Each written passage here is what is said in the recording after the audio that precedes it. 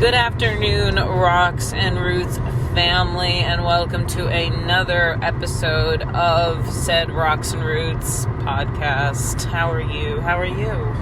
I am wonderful, and I am realizing that we spent between cabins and food and various adventures, we spent a lot of money, hundreds of dollars to do 3 new AT miles. That is hilarious. Because we're extra like that, you know. But that's not what... Doing new miles is not what this trip turned into. We originally intended, as we had mentioned, to do 30 miles from the southern tip of the Shenandoah, mile 864, down to VA Route 56, 46, 78, hike, I don't know, whatever, mile 834. And then that plan fell to shit because you had stuff going on. Yeah, I've been dealing with a cough on and off for like 3 days, and then there was a leak in my house the day before. So yeah, it was just a shitstorm of shitstorms. So the night before, we were supposed to leave Sunday night. Wow, it's Tuesday.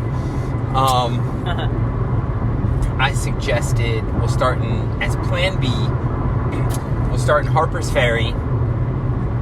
We'll walk 10 miles south to whatever memorial shelter that is. We'll put it in the show notes because I can't think of it off the top of my head. Yeah. And we'll turn this into just a camping / small walk overnight, which, as we got out here, the miles that we were going to walk got dramatically shorter and shorter, but the camping part we did extraordinary with. Yes. So we departed from Jersey yesterday. So there is the said cough, folks. That's been the soundtrack of the last 40 years. We departed yesterday at 5 a.m. and pulled into the AT Conservancy Visitor Center parking lot. Like the official HQ. And the unofficial halfway point. At approximately 9:30 a.m. No, it wasn't, because we were waiting for them to open at 9. That's right, like 8:45. Yeah. Met a group of lovely thru-hikers, flip-floppers. Chatted as we normally do. One guy was adamantly hating the roller coaster that is Northern Virginia. Which we've talked about in one of our early episodes. We did not find that to be an issue at all. We just blew through it. But since we're section hikers, we always start this shit with fresh legs. Yeah. Except for this time. None of our 4 legs were fresh this time. No. There is a shuttle. Oh, you're not allowed to park. This pissed me off. You're not allowed to park in the AT Conservancy headquarters lot overnight as a section hiker. There is no long-term parking really anywhere in that area, like Boulevard or Harper's Ferry. Which you would think, that is their headquarters. That is the main Appalachian Trail Conservancy headquarters. That is an extremely popular section of trail. You would think they would make some sort of accommodations for that. But no. Nope. So the gentleman was like, you can park at the National Park headquarters and you can walk from there, and you were looking at that, and that would have added 2 miles. So I mean, that's really no big deal, but we didn't want to do that and pay the fee. Well, yeah, that's right. We would have to pay a fucking fee. And register the car. So I said, there's a better way. There was. We head up to Keys Gap. Is it Keys or Keens? Keys Gap. That is right where the section we need to make up. This trip was about filling in what we thought was a 5-mile gap that we needed to do. So Crank said why don't we park at Keys Gap? We can overnight park there, walk to the shelter, park our stuff at the shelter, and then turn around and do the extra 5 miles. And I said, I even have a better idea.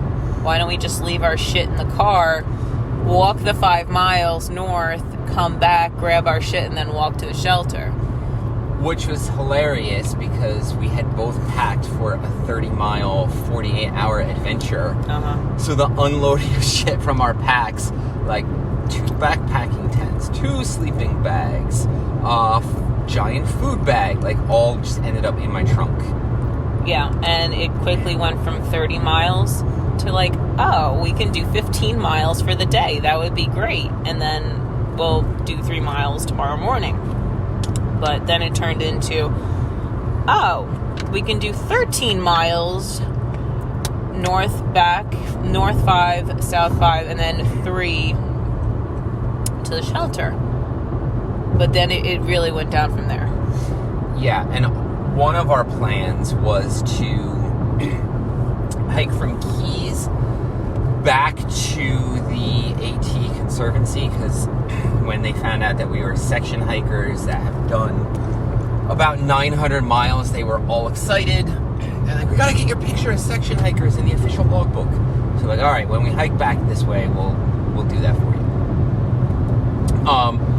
We ended up modifying the plan further. When we only found it was like 3.1 miles to the spot that we needed to be before we turned around. And how did we get this stupid little gap that has been bugging me for years? So in 2018, we did a long section between Harper's Ferry and Pennsylvania. And we said, why don't we do the 24-hour challenge where you hit 4 states in 24 hours? So we're like, all right, let's do this. So we arrived in Harper's Ferry, quickly jumped south on the AT, hit the West Virginia border, touched our toes in Virginia, and then turned around and started our north hike. Needless to say, we couldn't get in 24 hours, but we did eventually get into Pennsylvania that trip. So that left and then we walked to Keys Gap on another point. Yep. From going from south to north, and we just missed that 3.1. That left a tiny gap that has been bothering me for years. Bothering him forever. And anytime any trip comes, like, you want to go running this weekend? Yes! Let's go to Harper's Ferry and fill in that gap. Every single time any outing is suggested, I suggest this gap, which you will be free of. I will no longer have to suggest this now. All right. So we did walk the 3 miles to the West Virginia border, walked back to the car, and then you had a brilliant idea. Oh, man. Yeah. By the way, that little tiny stretch of trail is gorgeous. Awesome. Yeah. If you are not familiar with the AT in and around Harper's Ferry, which I'm assuming most of you are that listen to this podcast, it is basically a hump, because north of Harper's Ferry is flat. It's a canal. The AT follows a old and then canal. you go up eventually. Yeah, you hit Harper's Ferry, and then you climb up through Harper's Ferry, which is a town built in and amongst hills.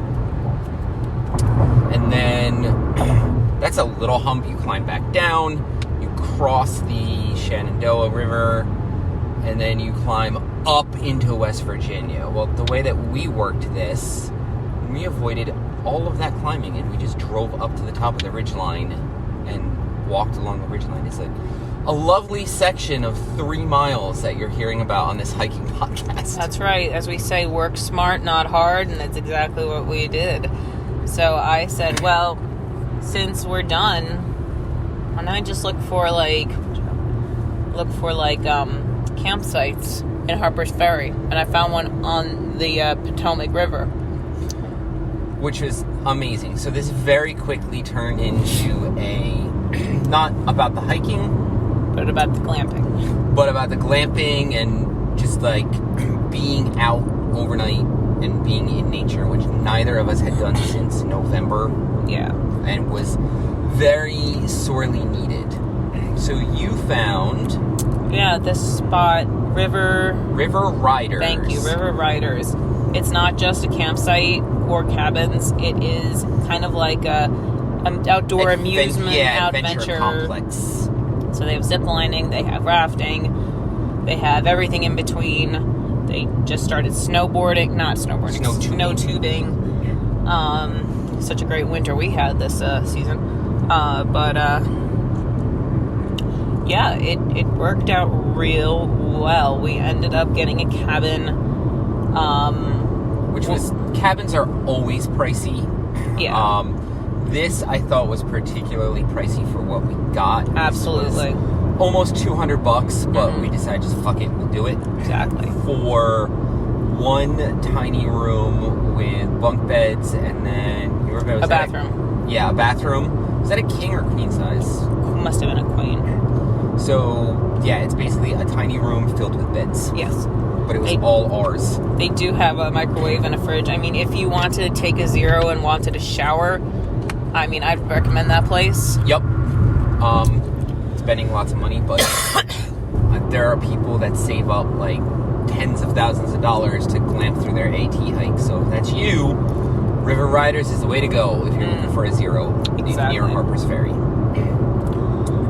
So, yeah, I mean, that was basically it. We walked through town. It was a busy, busy day in Harper's Ferry because everyone had spring break. But, yeah, we got stuff for dinner. Since there was a fire pit, we decided to be creative, and which is what I like about some of our hikes that we cut short and we get cabins, because this has happened before, where usually we started to get creative with the cooking once we have a fire pit. So we've done steaks, we've done sausages. You had watched, if you want to throw a free plug out there, if you remember the channel, a YouTuber did calzones. His last name's Budnick. He is a Canadian outdoorsman. He just goes into the wilderness and either tents it or he cowboy camps and creates these amazing dishes out in the wild.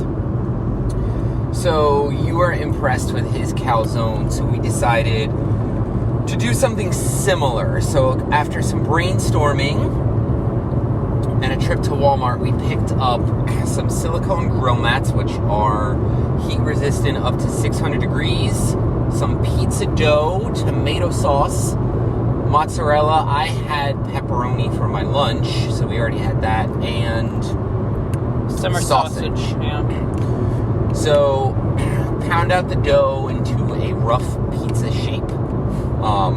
If you look on our TikTok, yours came out more pizza looking than mine. Yeah, don't forget the olive oil. That really helped us. Yes. So olive oil on the mat, olive oil on the dough. Once we got our fire going, we were really fortunate that it had a grate. Put the grate down, put the grill mat and the dough down. That was like less than 5 minutes for the first side. Yeah. I do this at home on the gas grill all the time, so this was very similar. It's just the heating medium was different. So 5 minutes, take it off, flip it over, then put your cheese and your sauce and all your stuff on the side that has already cooked. Fun fact, put cheese on the bottom before you put either your sauce or your toppings, just so the cheese can fuse to your toppings below, and then eventually you'll get meltage on your top bit of mozzarella, so all of your toppings don't fall off your pizza, which worked out wonderfully. So yeah, that was absolutely delicious. I think that was the best camp meal we've done so far. Yeah, I'm excited to try more. We are thinking of getting a reflector for our future fires, just so we can basically bake stuff without needing an oven. Yep. That would have been helpful last night. Yes. Because we kept having to move things around a lot so it wouldn't burn while we were waiting for the cheese to melt. But check out the TikTok. It came out amazing. And then we were right on the Potomac. So after dinner, we went down and stuck our feet in the freezing cold water, which was awesome. Yes. And what I found wonderful is that these little fish came over and started to nibble at all the dead skin on my feet. So I was getting a pedicure without realizing it. Yes, a free pedicure. Yes. And then had sat by the river. It was a lovely evening. This morning, we walked. How far is it into town? Like a mile and a half? Yeah. We walked a mile and a half into town because I wanted, even though we had both been to Harper's Ferry many times, and it's, but you know, obviously we were through there when we did our section hike years ago. We didn't have the podcast then, so I wanted some video of some of the sites for the podcast TikTok. So nothing is open before 9 a.m. in Harper's Ferry. Yeah, which is such a pain in the ass. Yeah, everything opens when the national park is officially open every morning, which is 9 a.m. Oh, that's why that's... Okay. I'm thinking so. All right. But the walk from the campground to town was awesome. It follows the old canal road. So you're walking along the remnants of the canal. The town was awesome. We got some gorgeous photos of the Catholic Church, which survived the Civil War by hanging a Union Jack and saying, hey, we're not part of this shit, leave us alone. And it worked. Meanwhile, the Episcopal Church, which is 15 feet away, burned to the ground because they were like, we're going to be a field hospital. Excuse me. So then soldiers were like, you're a field hospital. Well, you're a military base now, so we're going to shoot you. And it was rebuilt after the war, but burned down again. Yeah, the Henry VIII did. Yep. And it leaves some really nice ruins, but I thought that was an interesting bit of history. That Catholic Church has been there since 1830. Yeah. And the reason there's a Catholic Church in the middle of English settled Maryland is when they were building the canal and the railroad, there's an influx of Irish workers.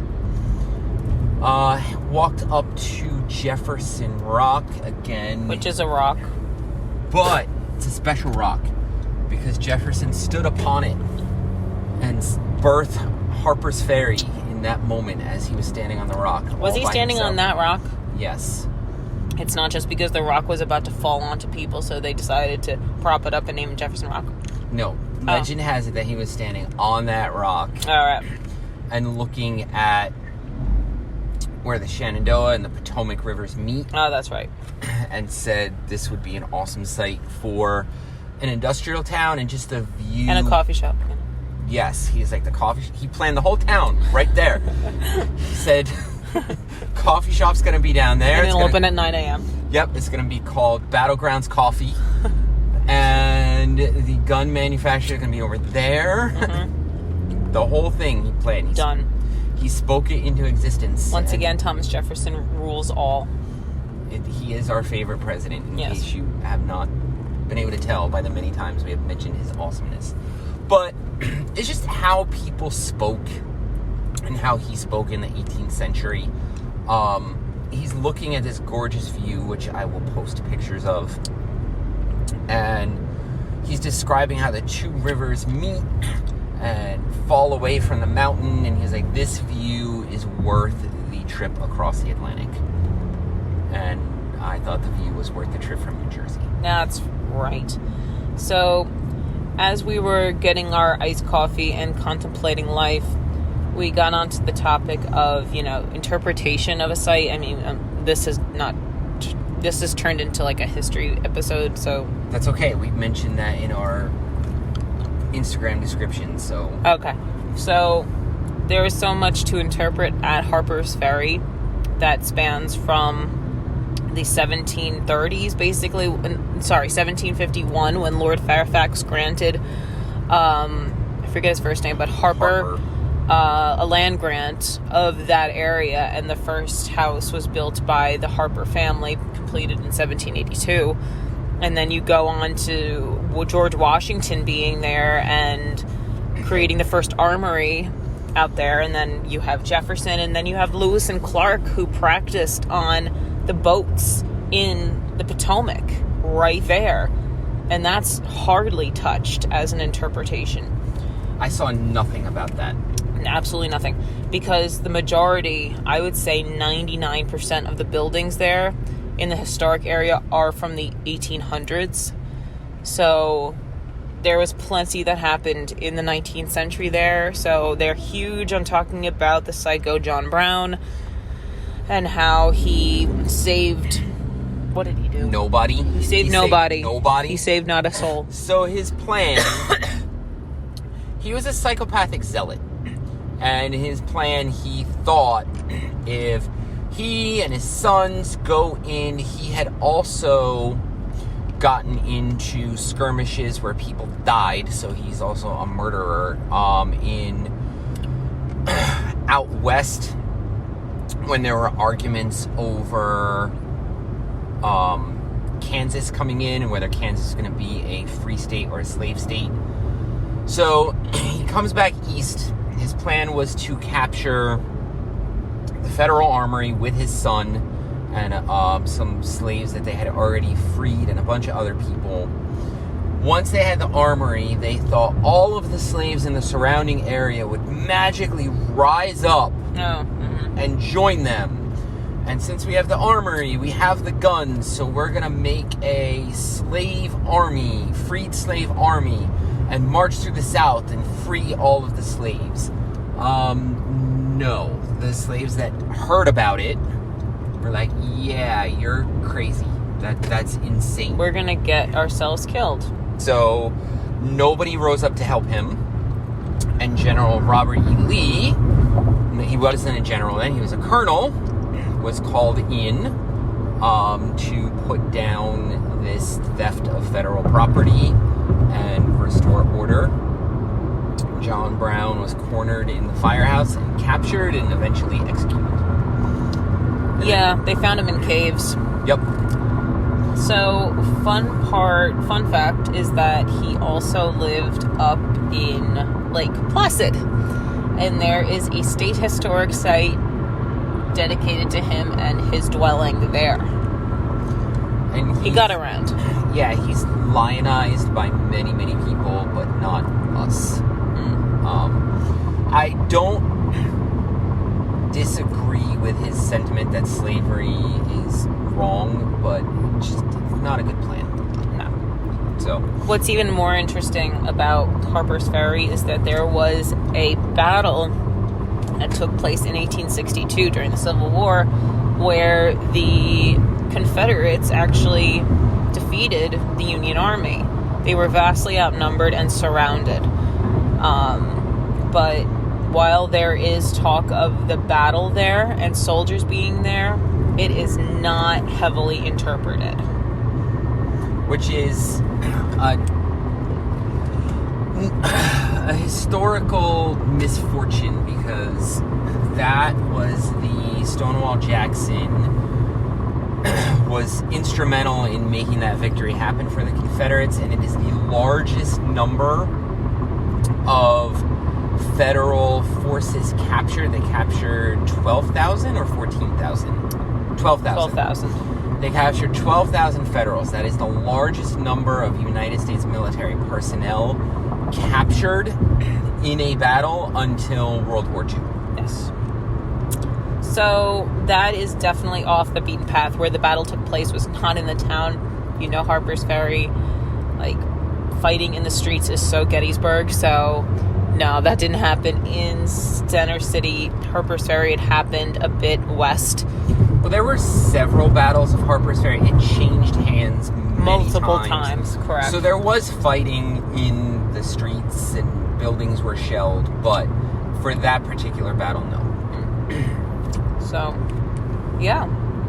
So, then we boogied on, and that was pretty much our trip there. You have gotten some new items, some new gear items you'd like to share? Absolutely. So I had, because I bought a bunch of shit this year for our trip out west, I had $115 in REI member rebates monies. So this is the part of the podcast where we shit on REI. So Mrs. Cranky and I went up there Saturday morning. I was looking for a tent. The selection of tents in the East Hanover REI in New Jersey is not very good. They don't have any backpacking tents except their own brand, which is called the Flash, which is a fine tent, but they don't have any Hyperlight. They don't have any... Well, they wouldn't have... What brand is your tent? Gossamer Gear. They wouldn't have any Gossamer Gear because Gossamer Gear is a small garage company. So, but they only had their tents, and I'm assuming it is a clone of Hyperlight because brand new, the Flash 2-person coming in at 1.5 pounds REI backpacking tent is $400. So it's like, well, that's ridiculous. That's not happening. It's like, let me check upstairs in their now called the used section, the resupply. Because I guess used is not, it doesn't promote, good feelings in language when you're looking for gear. So they happen to have a Flash 2 upstairs that was part of the rental program. You used to be able to rent gear from REI. They no longer do that. So this tent was same tent that was downstairs for $487. Yeah.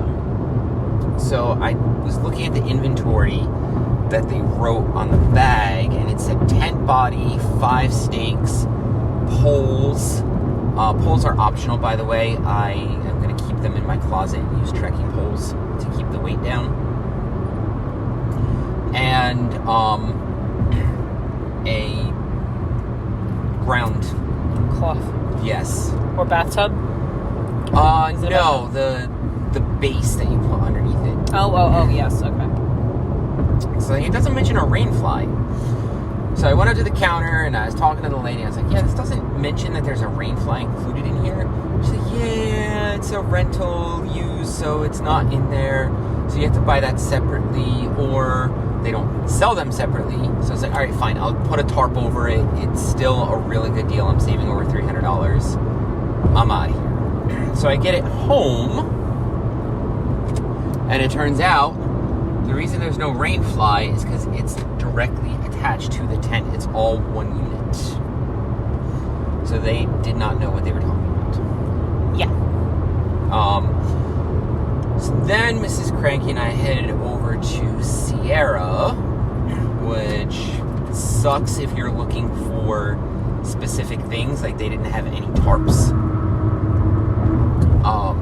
But I was able to find, the brand is Northeast, a 30-degree rated mummy bag for $30. I was like, this is a really good fucking deal. And it's very compact, it's very lightweight. So for $30, I was master shopper of gear this weekend. And I used it last night, and I'd give it a 4.5 out of 5. Fantastic. Yeah, I have no new gear, I don't think. No, nothing new for me. No. So, what do we have on the docket in May? Because you have 1,000 weddings. So, I may do a solo trip in April. Yes. But there will be no joint trips until May. So, what are we doing?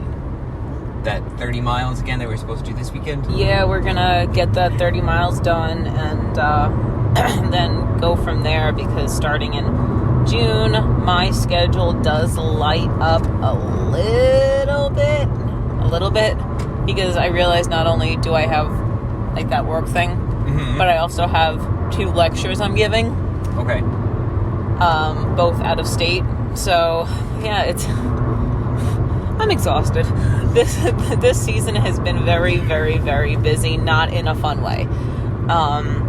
So yeah, we're gonna do the 30 miles in Virginia like we should have done yesterday, today. And then we are going to be out on the AT for probably about 5 days or so to get more miles done. Around 4th of July. Yeah, 4th of July-ish week. And yeah, that's what we have planned in the immediate future. All right. Yeah, I think that's all that we have. I have to reach out to him again. Tex Tony Montana will be returning to the show because he is planning training for a 50-mile race. So we want to pick his brain because we realized that training for our 50K and then doing 20 miles out of our 50K destroyed both of us. Yeah. Which is why part of the reason we didn't do any more hiking this weekend. So it did work out. Oh, it worked out great. Yeah. Because we definitely needed to just camp, and that was fucking awesome. Yes. So we will keep everybody updated. All right, y'all. As ever, check us out on Instagram. Crank is going to put up some new photos and videos, as well as TikTok, both under the same name. Just look up Rocks and Roots Podcast. You'll find us. Yeah, and that's about it. I'm not gonna mention the email if you want to email us, but if you want to send us a DM on Instagram, we'll always check that. Leave us a review and a comment on the show if you would like. We always appreciate you. And yeah, we will catch you next time. Ciao.